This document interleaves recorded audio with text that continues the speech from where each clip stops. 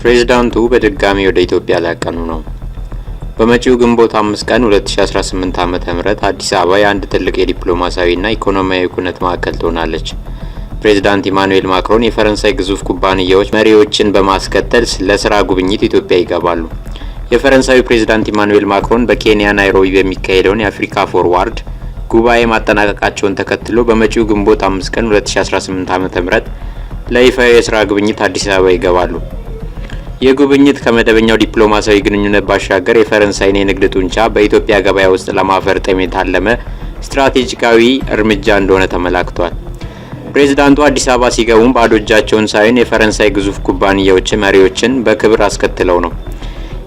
ኢትዮጵያ እያካሄደች ያለችው ሰፊ የኢኮኖሚ ማሻሻያና የገበያ ክፍትነት እንደ ፈረንሳይ ያሉ የአውሮፓ ሀገራት ቀልባቸውን ወደ አዲስ አበባ እንዲያዞሩ አድርጓቸዋል። ማክሮን ከሀገሪቱ ከፍተኛ የስራ ኃላፊዎች ጋር በሚያደርጉት ውይይት የፈረንሳይ ኩባንያዎች በኢትዮጵያ ያላቸውን ድርሻ ማሳደግ በሚችሉባቸው እድሎች ላይ ይመክራሉ።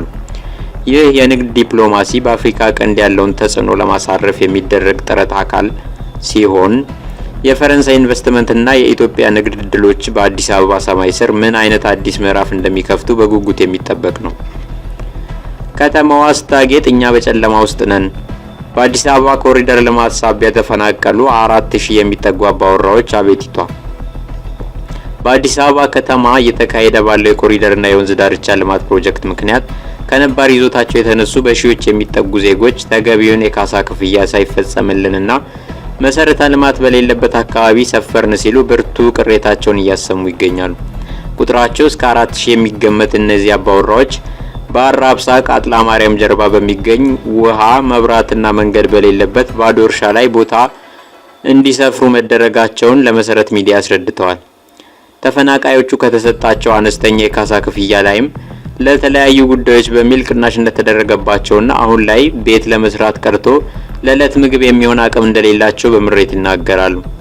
ከተማዋ በእኛ መስዋዕትነት ብታጌጥም የኛን ህይወት ግን ጨልሟል የሚሉት ቅሬታ አቅራቢዎቹ ጉዳዩን ለሚመለከታቸው የመንግስት አካላት ለማስመልከት ቢሞክሩም ተገቢውን ምላሽ ከማግኘት ይልቅ ማስፈራሪያ እንደሚደርስባቸው ገልጸዋል። ኪም ጆንግ ኡን ከተገደሉ ሰሜን ኮሪያ የኒውክሌር ጥቃት ትሰነዝራለች። አዲሱ ድንጋጌ የሰሜን ኮሪያ መንግስት በህገ መንግስቱ ላይ ባደረገው አዲስ ማሻሻያ መሪው ኪም ጆንግ ኡን በጠላት ኃይሎች ከተገደሉ ወይም የግድያ ሙከራ ከተፈጸመባቸው ወታደራዊ ኃይሉ አውቶማቲክ የሆነ የኒውክሌር አጸፋዊ ጥቃት እንዲሰነዝር አዟል። ይህ ውሳኔ የተላለፈው የአይሁድና የአሜሪካ ጥምረት በቴህራን ላይ በሰነዘሩት ጥቃት የኢራኑ የበላይ መሪ አሊ ካሚኒና የቀድሞ አማካሪዎቻቸው መገደላቸውን ተከትሎ መሆኑ ተገልጿል።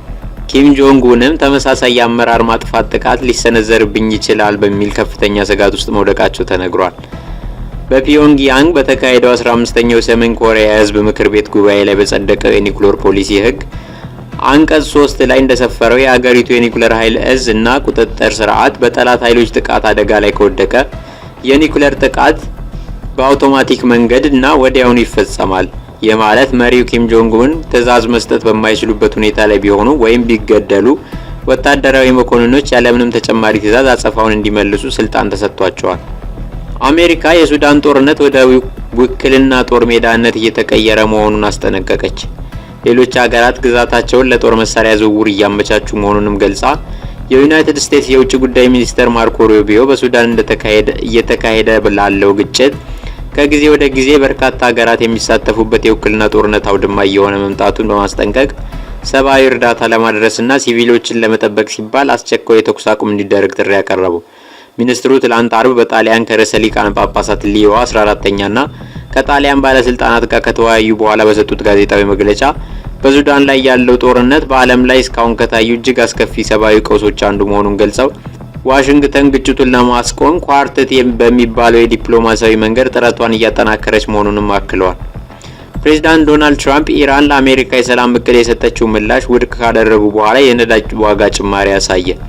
ቴህራን ምላሹን የሰጠችው በአደራዳሪዋ ፓኪስታን በኩል ሲሆን ግጭቱ ወዲያውኑ እንዲቆም እንዲሁም ከዚህ በኋላ ምንም አይነት ጥቃት እንደማይፈጸምባት ማረጋገጫ እንዲሰጣት መጠየቋን ታስኒም የዜና ወኪል ዘግቧል። ሰኞ ዕለት ብሬንት ድፍድፍ ነዳጅ በእስያ ገበያ በበርሜል የ4.1 በመቶ ጭማሪ በማሳየት 105 ብር ከ50 $፣ ተሸጧል።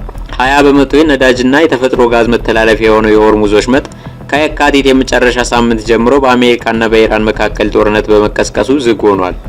ጦርነቱ ከጀመረ ጊዜ አንስቶ የዓለም የነዳጅ ዋጋ በከፍተኛ ደረጃ እየጨመረ የመጣ ሲሆን የብሬንት ድፍድፍ ነዳጅ ዋጋ በበርሜል ከ$100 በላይ እየተሸጠ ይገኛል። የዓለም 1/5ኛውን ነዳጅ የሚተላለፍበት የሆርሙዝ ወሽመጥ ከተዘጋ በኋላ ቴህራን ለማቋረጥ የሚሞክሩ መርከቦች ላይ ጥቃት እንደምትፈጽም በመግለጽ አስጠንቅቃለች።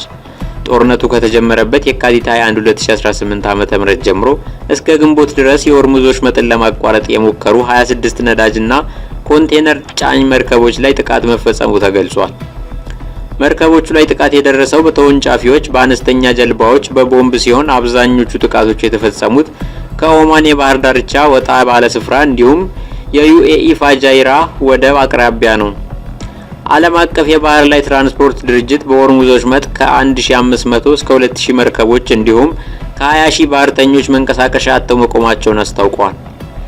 ዋና የኤነርጂ ኩባንያዎች የዓለም የነዳጅና የጋዝ ዋጋ ጭማሪ ማሳየቱን ተከትሎ ትርፋቸው መጨመሩን ይፋ አድርገዋል። እሁድ ዕለት አራምኮ ባለፉት 3 ወራት ያገኘው ትርፍ ከባለፈው ዓመት ተመሳሳይ ጊዜ ጋር ሲነጻጸር የ25% ጭማሪ ትርፍ ማግኘቱን አስታውቋል። ባለፈው ወር ደግሞ እንዲሁም ፒቢ የመጀመሪያዎቹ 3 ወራት ትርፉ ከእጥፍ በላይ መጨመሩን የገለጸ ሲሆን ሼል ደግሞ ባለፈው ሳምንት ትርፉ ከፍ ማለቱ ተናግሯል።